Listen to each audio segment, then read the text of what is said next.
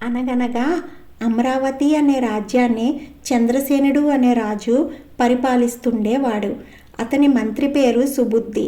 ఒకరోజు చంద్రసేన రాజుగారికి నిద్రలో కల వచ్చింది. ఆ కలలో ఒక అద్భుతమైన భవనం నేల మీద ఆనకుండా గాలిలో తేలుతున్నట్లు కనిపించింది.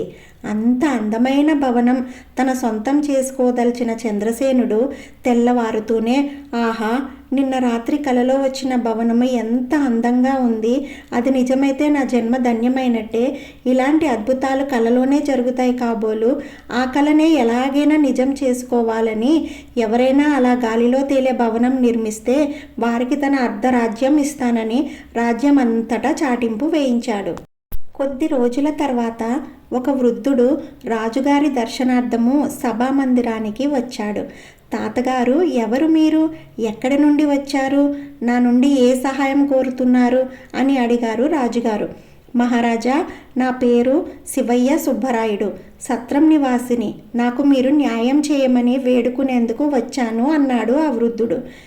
ఎవరు మీకు అన్యాయం చేసిన వాళ్ళు చెప్పండి, వాళ్ళు ఎంతటి వాళ్ళైనా నేను శిక్షిస్తాను అన్నాడు రాజుగారు. మహాప్రభో, నాకు అన్యాయం చేసింది తమరే. నిన్న రాత్రి మా ఇంట్లో చొరబడి నా సొత్తు అంతా మీ భటులతో దోచుకెళ్లారు అన్నాడు వృద్ధుడు. నీకేమైనా పిచ్చి పట్టిందా? అసలు మతి ఉండే మాట్లాడుతున్నావా? ఎదురుగా ఎవరు ఉన్నారో తెలుస్తుందిగా. నేనే 10 మందికి దానాలు చేసేవాడను, దేశానికి రాజును, నేను దోచుకోవడం ఏమిటి అన్నారు రాజుగారు.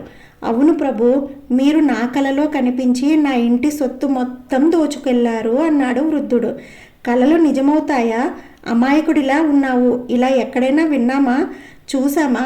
నేను తలుచుకుంటే నీకు ఏ శిక్షనైనా విధించగలను. పోనీలే వృద్ధుడని ఊరుకున్నాను. కానీ నీ ప్రవర్తన మితిమీరిపోతుంది. ఇప్పటికైనా నీ తప్పుని తెలుసుకొని నీ ప్రవర్తన మార్చుకొని నన్ను క్షమాపణలు అడుగు. వృద్ధుడు వన్న జాలితో క్షమాభిక్ష పెడతాను అన్నారు రాజుగారు.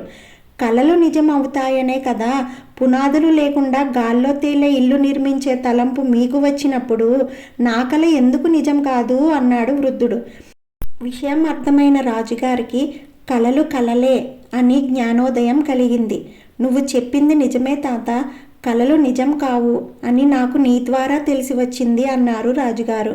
తమరికి ఈ విషయం అనుభవపూర్వకంగా తెలియజేయడానికే ఈ వేషం అంటూ తన మారువేషాన్ని తీసివేశాడు మంత్రి సుబుద్ధి. మంత్రి తెలివితేటలకు రాజు సభలోని వారంతా ఆనందించారు.